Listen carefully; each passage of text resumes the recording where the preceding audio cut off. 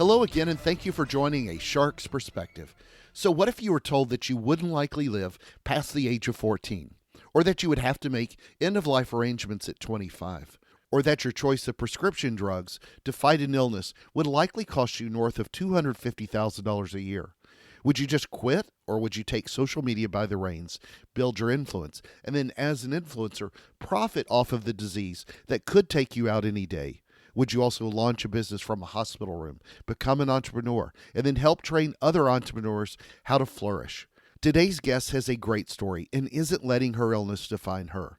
Klyn Elsbury is a best-selling author, trainer, renowned speaker, certified neuro-linguistic programming practitioner, cystic fibrosis advocate and survivor, and she was featured on NBC Nightly News with a story about the high cost of prescription drugs. And on this episode, we'll discuss building a personal brand, being a social media influencer, authenticity, helping entrepreneurs flourish, Shark School, and all of this while fighting the debilitating and deadly disease, cystic fibrosis.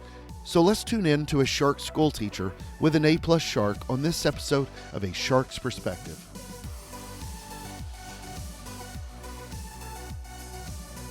Klyn, thank you so much for joining me today on A Shark's Perspective. Could you tell us a little bit briefly about your background and what's your story to date? Yeah, hey, so first of all, glad to be here. You're welcome. Second of all, my story's a rather entertaining one. If you're into sharks, which you obviously are because it's called Thank Shark you. Perspective, healthcare, which is relevant because I was born with a condition, it's genetic, called cystic fibrosis. So just cystic fibrosis is a life-limiting disease. I think the median life expectancy is around 21. So I'm 31, so I'm like a senior God citizen, bless. past expired with this condition. Yeah. And I've made a career out of keynote speaking, coaching, and then running online courses. And, it wasn't always so picturesque, if you will. For a while there, I was on Social Security disability, and I was looking at life on the transplant list. And if I wanted to make end-of-life arrangements, I was about 24 when that happened. And it's just been a very fast-paced 6 years ever since. Yeah, so and I'll put this on the site, but I'll put this on the video on the site. But everybody, I'm going to encourage everybody to go see the video that I watched. I became a little less excited about doing this interview because Klyn made me cry when I watched her story and her keynote speech. But it's an amazing story. We'll talk a lot about that today. But your bio describes you as a best-selling author, trainer, renowned speaker, certified neuro-linguistic programming practitioner, and cystic fibrosis advocate and survivor. Which one of those do you think best describes you? Because you left out a few others. An entrepreneur coach, a sharkette, Zumba instructor, amazing person. Here's you're too kind. So here's what's fun is, the shark vibe for me, running Shark School, et cetera. It's not necessarily like a description. It's a personality. So all of my followers online, I'm what you call a micro influencer. So if you're like, what's a strict job title? I'm a social media influencer first and foremost. And I found my way through that because of what we call the shark mindset, which there's 5 components of. And I mean, you guys can relate to this. I'm sure you're going to be nodding your head ferociously here, but you go all in. So when you're doing something, you're proactive, you have a high sense of urgency, you commit to the end result. So you're always trying to find a way, even if it doesn't seem relevant, you're going to find it. And then you're self-motivated. Ain't nobody got to tell you to wake up and start crushing it that day. Like you can do it on your own.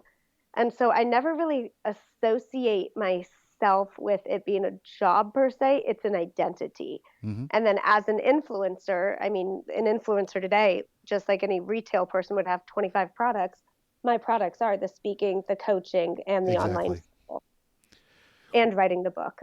Yeah. And so, when I will say I probably first saw you in 2015. Subconsciously, I may not have remembered it, but I went back and watched it. But in 2015, you were also a feature on the NBC Nightly News about something way too many people face this problem. It was about the sky-high cost of prescription drugs to treat cystic fibrosis and other problems. What was your experience like with that? I mean, how much extra attention to your own story did it bring? And I want to make sure I qualify that in the attention wasn't to grow your fan base on Twitter, but by another 1,000 or 10,000 followers, but attention so that you could help tell your story, which is obviously a really tough struggle that so many people go through. Well, what's interesting is that was when that came out, I was on disability. So Yeah. legally you can't make any money, right? Exactly. I had like 13 followers. And All the your big relatives. point was, yeah, pretty much. Thanks, Mom. Yeah. Appreciate all your support. And and after that, like people always think this is what kind of annoys me about the influencer space is people want to be influencers because they want to go viral. Yes. That was one of the most watched videos there was. And what it did was it created a path for insurance companies and pharmaceutical companies to work together to get the drug approved. I think like 800 people in California got access to that drug after that. What I amazing. got out of it was just that. I didn't have a Exactly. platform to capture the leads. I just did it because if I didn't do it, I would not be on this podcast today. Absolutely. Yeah, and no, so, and I appreciate you saying that. Yeah. Now looking back as a strategic businesswoman, because now I'm off of disability and I'm building my biz, looking back, heck yeah, I'd love to get that kind of PR again, because imagine what we could do with that. But that was never the intent. The intent was I am not going to live unless I get this drug. I'm going to just go nuts to make it happen. Well, it's exactly why I added the caveat. I knew from talking to you before the show, this was not about you. It was about tackling this ridiculous problem with these sky-high drug prices. So it's ridiculous. But how have you seen that, though, help? From the strategic point, I appreciate you saying that as well, but how have you seen that help elevate your personal brand and your business and continue and amplify the growth?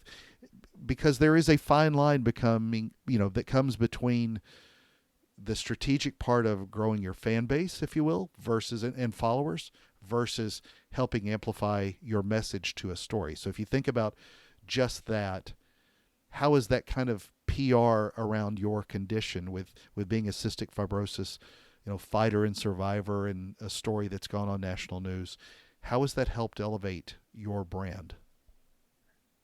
I think there is a little bit more credibility, obviously, right? So good point. In some circles, I'm known as, oh, that's the chick that got on nightly news and got us the drug. Exactly. Fantastic. So absolutely, there's credibility there. But what's interesting is every keynote, every coaching session, every thing that I'm showcasing online, I rarely, if ever, talk about it. And so I don't know if it's elevated my brand, and that it gives me a little bit of credibility. But that was 2015. So since then, for me, it's been like writing articles for Forbes, exactly. all the keynotes. So it's a catalyst, not the platform. Amen. And that, that's why I asked that, because I knew, listening to you and reading some of your stories, that you're a smart person who started some companies. You've been an amazing speaker, not as the sick girl who's the victim. And how do you sort of look at that, though, in your own life? And I'm curious about the things that, I don't want to dive too much into your personal stuff, but obviously more than what you already share. But how are you at treating your condition today? I mean, how much of that consumes your daily life, just from a personal interest of wanting to know that you're doing well?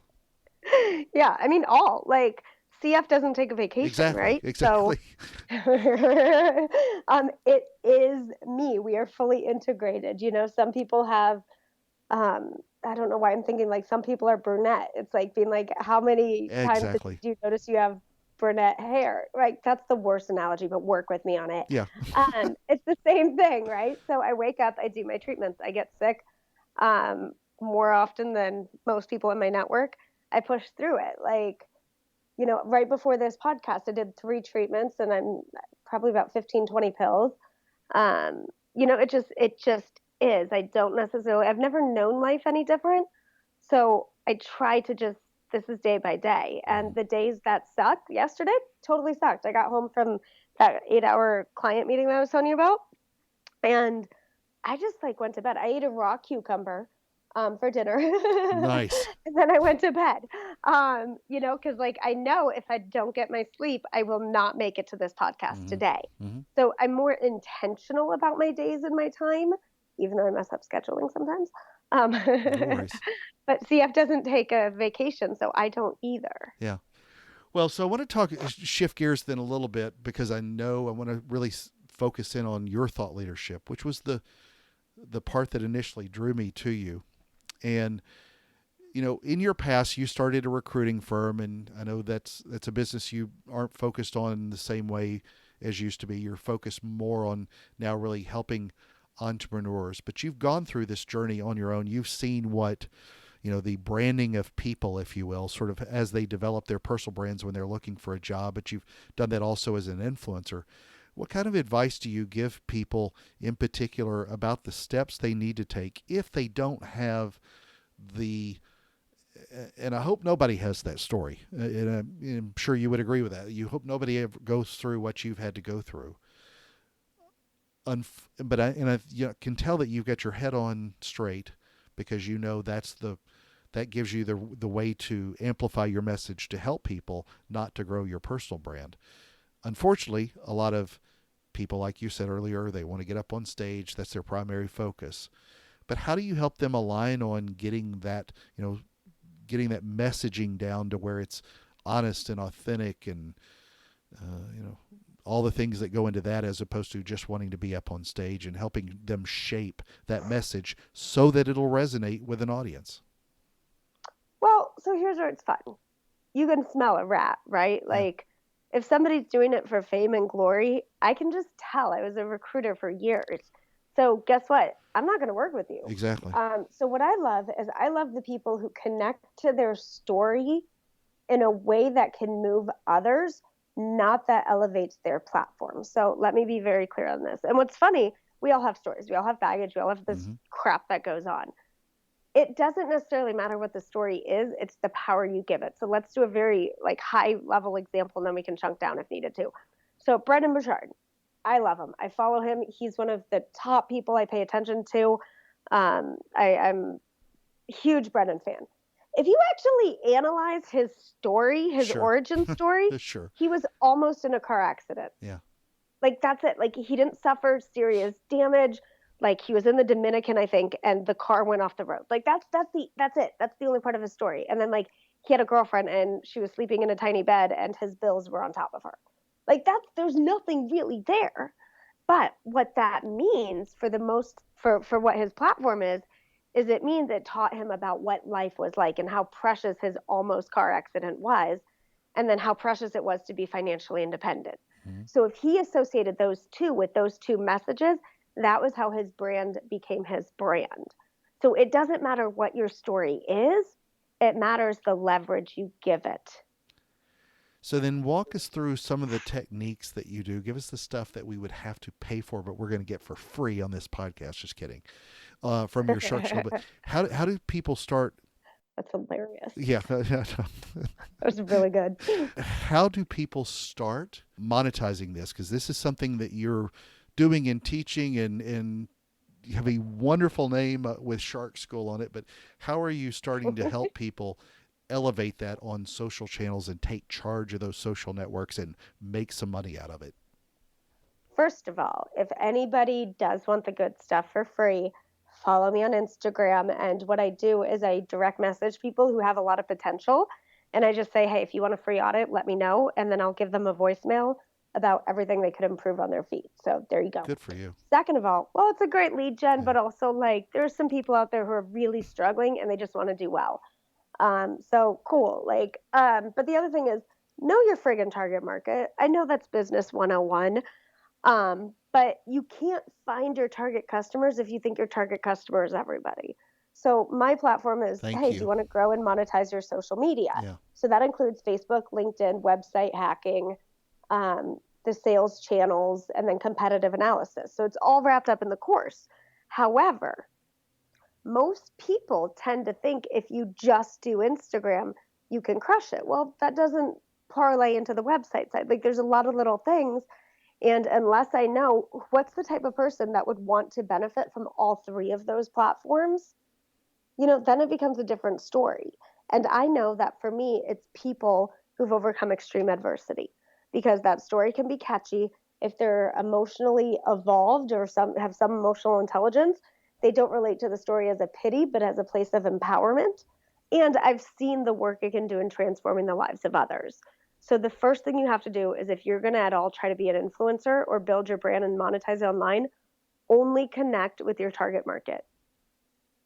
Family's cool, but I only connect with coaches, speakers, other influencers, because I know that's who I can help the most. That was a really interesting point. So when you look back at how you grew your own channel, you said you had 30,000 on LinkedIn and 30,000 or so, or how many do you have on Instagram? Another 50,000? No, total I have around Yeah. 50,000. Instagram's picking up quickly Yeah. for me. Like 2 months ago, I had like 2,000. Now I'm up to almost 11. Exactly. So LinkedIn's 30, Instagram's like half that, right? So what are you using then? That's really sort of the spark that's igniting that, because your adversity story was several years ago. It's something obviously you deal with today and every day. But I've seen some of your posts. They're not about cystic fibrosis. I'm a victim. This is your knowledge that you're sharing. This is Yeah. this is how to become better at your job, and all these different tips and tricks and things like that. When you look back at the gasoline that's really started accelerating that growth in your social following, what have you seen as sort of your own, your own fuel that's burned the brightest? So it's when I'm most raw. So of course, like I get it. I'm an attractive chick. Cool. So are there some creepy guys following me? Absolutely. Like I get the DMs. Stop it. Well, you did say Um, Instagram. well, LinkedIn's kind of like a Yeah, that's match.com true. lately. There's That's just, true. geez, men, nobody likes that. Second of all, when side rant. Second of all, I'll post I a feel cute so bad selfie. for just respecting you for your mind. I feel like I've done something wrong for that now. Right? 2019, here we go. Exactly. Exactly. But what's hilarious is like I'll post, a somewhat cute selfie, but the caption and the story behind it isn't that, oh my gosh, like, let me know if you like my hair today. It's, let me tell you a story of this person I met that changed my life. And so it gets really raw. And Yeah. then right after a hot selfie, I'll post a medical photo, and I'll talk about what it feels like to know that, I have an expiration date. And so I think that rawness, and then usually, so it's three things. It's a cute selfie with a good story, hospital stuff, or social media tactics. And I combine the three of those in a unique layout. So no matter what you're looking for, if you have health issues, you're probably going to find me. If you are interested in personal growth, you're probably going to find me. And then if you're interested in social media growth, you're definitely going to find me. So it's like that kind of combination of, I think, what's really exploded it. And like, you watch my stories, man, Yeah. I will curse. Like if I'm into it, I've been combined, I've been described as Gary Vaynerchuk meets Tony Robbins. So That's pretty that good. was like the biggest compliment, but also kind of a slap in the face, because I was like, wow, am I that like raw? And the answer is yes, I'm not very polished. But I think my followers, which I call sharks, I think my sharks just love that about me. Because like you never have to guess what I'm thinking. I'm gonna just tell you. Well, it's the same way I've grown my following though. Hot selfies. Yeah. But I have no doubt. I have no doubt. Work it. so one of the things you talked about that I recognized in your story, in your speech, was about those long nights you spend in the hospital, you still spend a day, but you credit entrepreneurship for saving your life. Unpack that a little bit with what you've seen, what you've been through, and why that's so important to you. So we're gonna get deep now. Yeah. Enjoy this. Okay, so I mean, dude, like dude, I don't know why I called you dude. So yeah, I mean, I was on disability, making less than I think like 1,300 a month, Yeah. living in Southern California. I'm couch surfing, and there's really no hope, right? Like I'm thinking about transplant, end of life arrangements, and I met my fiance, and I totally lied to him. He didn't know who I was. He didn't know I had CF. We met online, and he found my keynote. That was how That's he great. It was baptism by fire. Yeah. And he's a very successful entrepreneur. Like, go you, boy. Wholesalewarranties.com, shameless plug. And and I tried to start my business recruiting, and because that was all I knew. Like, I loved the sales, I loved the hustle of it, but I wasn't connected to it. And there was this chick, her name was Klyn Slevin, or Kaylin Levin, who cares? Check her out on Insta. And she's 18, she was 17 at the time, and she just started messing around on Instagram, and she wanted to be a fashion model. So this sounds really shallow, but work with me on this. She wanted to be a fashion model, and she was too short. She's beautiful, great personality, fun to watch, super funny, but none of the agencies would ever book her because she was too short. So she dominated social media. Now the agencies are coming to her Absolutely. That's to book awesome. her for fashion. Yeah. And I fell in love with that disruption, because here's the thing: with cystic fibrosis or any chronic health condition, you are completely reliant on whatever those drug prices cost. And it drives me freaking crazy that people nowadays think that their only option is to be disabled even when they have potential. And when I made that switch, if somebody can become a fashion model when they've been turned down from every agency, I can become an influencer and switch the game. And since then, I've partnered with major pharmaceutical companies for advertising. I'm profiting off of the very disease that threatens to take me out any day. And I love teaching others how, if there's something you want and you're getting denied for it, become an entrepreneur and change the game for yourself, because you do not need to be on disability anymore. If you've got that potential, everybody's health condition's wrong. So if you're clearly, if you're sick a lot. And like the other thing is like, when I'm in the hospital, I just take selfies and I talk to people online. Yeah. You know what I mean? Like, I built a business while in the hospital, so I don't need to go to work for anybody else. I don't need disability. And it's the most freeing, exciting experience I've ever, I can't believe it. And so if I can change the game and the mindset and disrupt the whole industry, you know how you get back at the pharma companies? You make enough money to pay for their crap and you call them out on it. Exactly. That was what was it. Well, and speaking of authentic, I mean, what better way than taking a hot selfie than being in a hospital getting a cystic fibrosis treatment? You know, Yeah. after spending the night walking the floor. So, I mean, more And I power to you dare for them it. to deny me with like my rapid growing social media base. Exactly. Like, I'll get online and I will go nuts, about like how wrong something is. And like, I have gotten letters from pharma companies saying like, hey, would you like to partner? Because I know for a fact they're trying to make me their friend instead of their foe. Because like, I'm almost, and I'm only at 50,000, so I'm not even trying to have a big head here. But like, you don't want to piss me off, and you No. don't want to cost me my life over a few $1,000s. Like, I will put you on blast and get you on the news again, because I figured out how to do it already. Well, and you have an influence that's more substantial, probably because of your story, than a lot Yeah. of, who wants to they would have 50,000 customers of their own, potential customers of their own, who are actually listening to you as much or more than they're listening to them. So, Yep. and you bring up the example in your video, and I still think it's amazing. One of my favorite points was how you discussed companies having a 4% chance to make it to $1 million in revenue, and you knew what it was like to have a 4% chance of surviving. So, on top of that, with what you're doing with entrepreneurship, talk a little bit further about, if somebody wants to go through Shark School and start to getting help monetizing their stories, how are you going about doing that? What do they sort of need to think through when you're starting to build a brand? This is not a shameless plug for Shark School, but what does somebody need to start pulling together to look at being able to do that as an influencer and as a channel? Yeah, I mean, really, it comes back to craft your origin story, because people buy stories more than they buy products or services. Yeah. There's all kinds of research being done on that, about like there's different types of stories, and when you tell certain stories in a certain way, it releases different hormones in your brain. Um, Fascinating science. So when you come up with your origin story, figure out a way to tell it in a way that can make people emotionally invested in you, whether that's making them cry, making them laugh, making them think deeper than they originally would. And if you look at all the great influencers, that's what they have. And so craft your origin story and then connect at mass to your target market. But do not frickin' sell. Like, we all hate to be sold to. Like, how many times has a telemarketer called and you're like, yeah, let's have a great hour-long conversation? Never.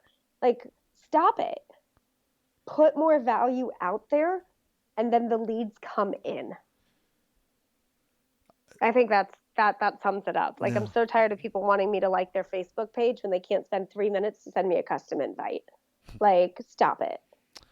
Could not agree more. Could not agree more.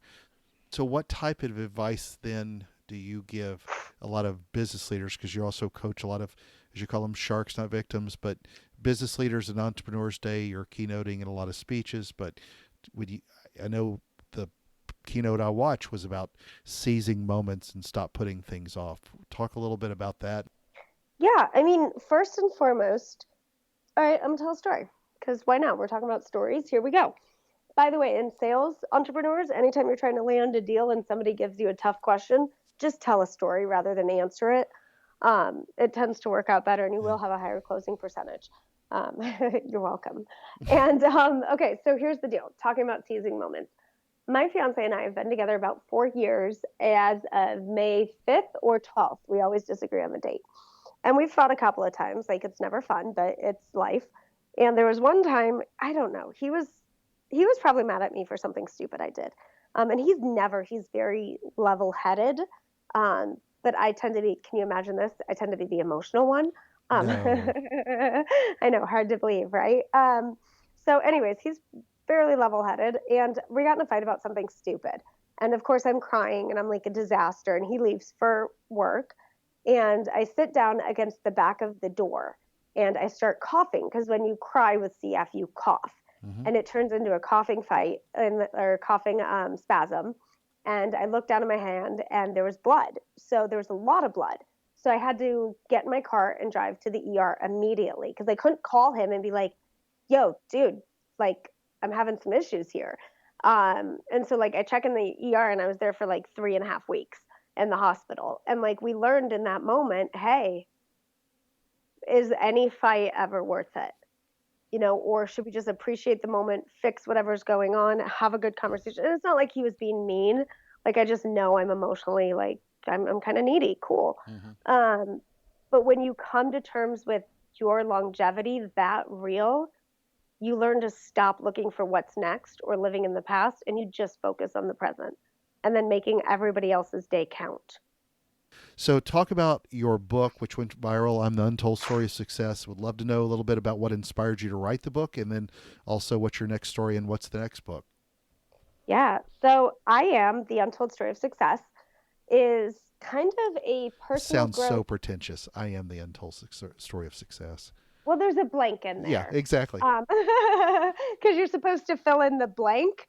So, like, if you put I am an author, that's what your I am statement is. It's the untold story of success to become what you want to be. Perfect. Yep. So, not great for SEO, I I found knew. out. Yeah, But I knew that, but it may not come across in a podcast visual, audio yeah. wise. Look at the visuals, everybody. Yeah. So I was obviously in the hospital and I was bored out of my mind. I can't make money. So what do you do when you can't make money? You're bored out of your mind and you're looking for hope. And for me, the answer was get on LinkedIn, and anybody who looked like they were a millionaire, because, I liked the idea that I'd be a millionaire. I wanted to interview them and find out how they did it, like Napoleon Hill style. So it's personal growth meets entrepreneurial tactics meets cystic fibrosis memoir. And it's not the best written book, but we've sold more copies than, and what's funny, I had no strategy. I thought my mom would read it. I didn't care because I'm like, whatever, I just want to do it because I'm bored. But gosh, we're probably at about 7,000 copies sold, Nice. Actually. That's better than most books inside Barnes and Noble have sold less than 1,000 copies. So that's fantastic. I just have no strategy to get into Barnes and Noble. Yeah. Like, I don't even know how you do it. But like, people keep buying it, and the messages that people share with me afterwards, after they've read it, they're just super inspiring. So we keep it out. We're launching the Audible in a couple of months, and that is my own voice. And what's interesting about the Audible, I kind of gotten a little tiff with the producer. In parts of it, I cough. And they were like, this might be seen as unprofessional. And I'm like, it is unprofessional. Moron. But so is CF. Exactly. You know what I mean? And so, like, the community, I put it out on a Facebook poll and an Instagram poll, because let's be real here. And I said, are you guys going to mind if I cough during my audible? And we had hundreds of comments being Oh, like, I would you mind if you cough, girl, didn't. you can do this. Like Exactly. everybody's going to buy it just so that they can hear me cough. Because I wanted that realness. So that was the whole thing of the book. So if you buy the print version, have fun counting the spelling errors. If you buy the audible, have fun counting the cough. That's what you say. I love it. Well, then I know that creating a culture of sharks also takes listening to a shark's perspective. But in your words, in your brilliant mind, how do you help create sharks as part of Shark School? Yeah. Okay. Great freaking question. Okay. So it was 2 years ago when the first bit of inspiration hit me. And it's one of those things that I've known all along. Here's what I did. I was in Maui, of all places, Maui. And I was on this like underground online chat community of what's called a growth hacker. So these are the marketers Yeah. that focus solely on growth. And I fell in love with some of the systems and the tactics they were using, like stuff you've never heard of, like automation, robots, like AI technologies. And I started stacking it together, and like I totally went into a deep, a deep dive, and I made a list of seven. I can't. Why am I even sharing this? Here we go. 750 underground tools that you can use in all facets of your business.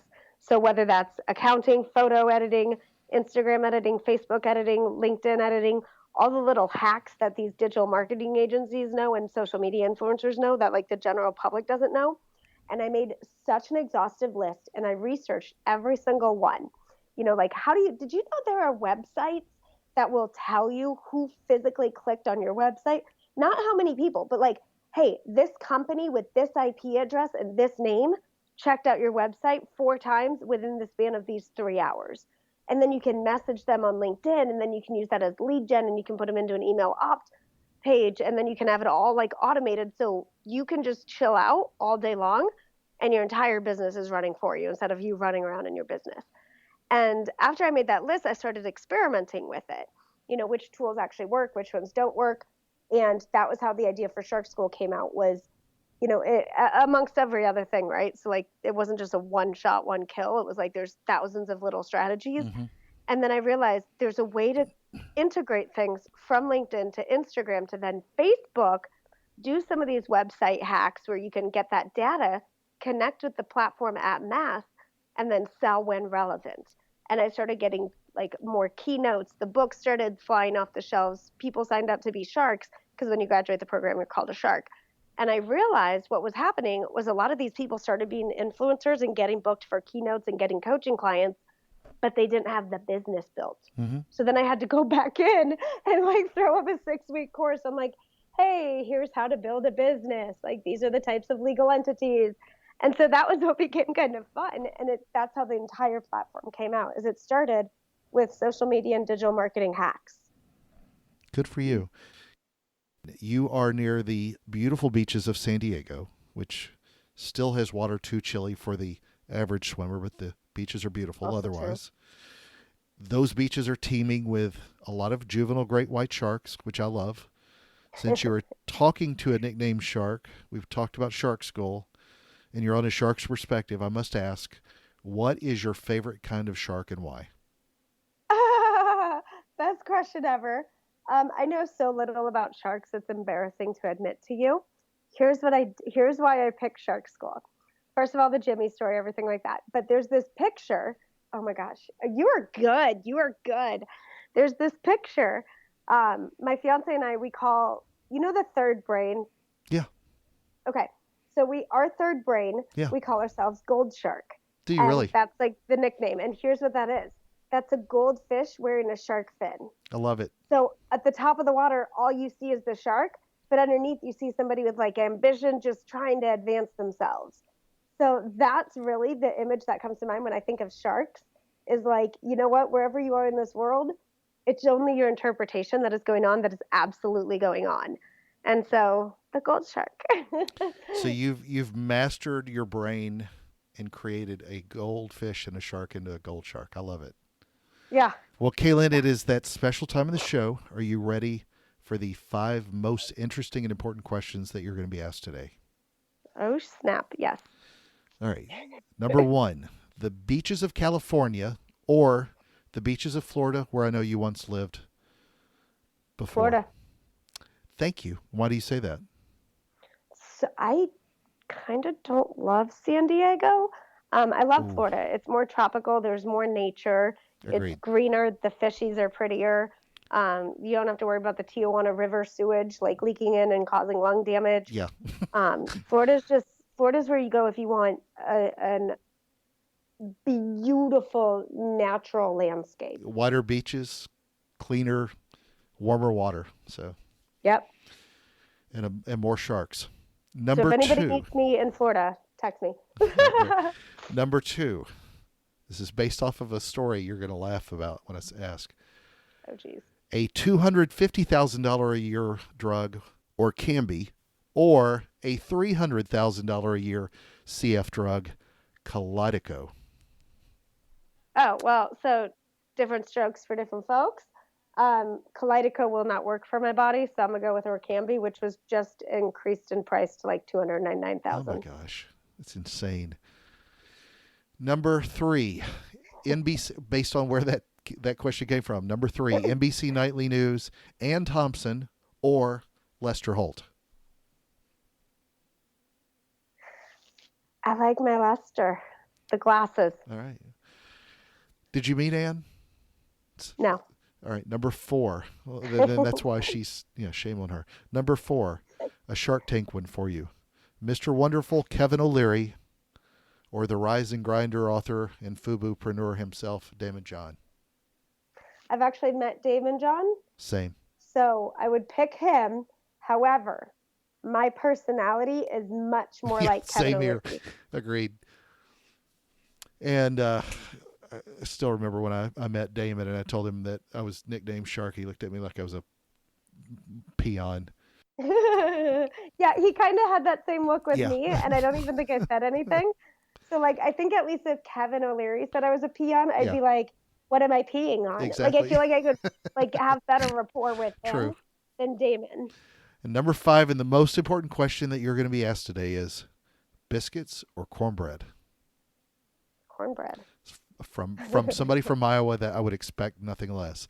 So Kate. Well, I lived in Georgia too, and that's where the nice. cornbread's on point. So where can people find out more about you, enroll in the school, find out where you're speaking, and so much more? Yeah. So obviously Instagram, but for the general website where you can get it kind of all in a one shot, do www.miss, M-I-S-S. I know I'm engaged, but I'm keeping the miss. And then KLYN.com, MissKaylin.com. Perfect. Thank you very much, Kaylin, for being with us today on A Shark's Perspective.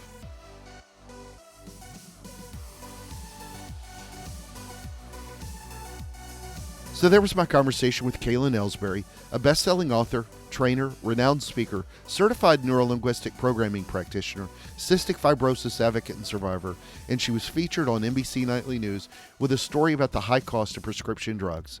Let's take a look at 3 key takeaways from my conversation with her.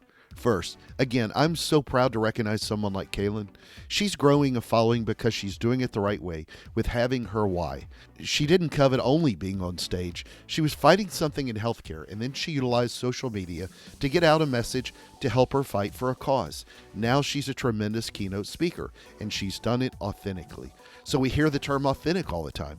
But how about raw, as in when you're in the hospital getting life-saving treatments, and then you're posting a lot of that on social media?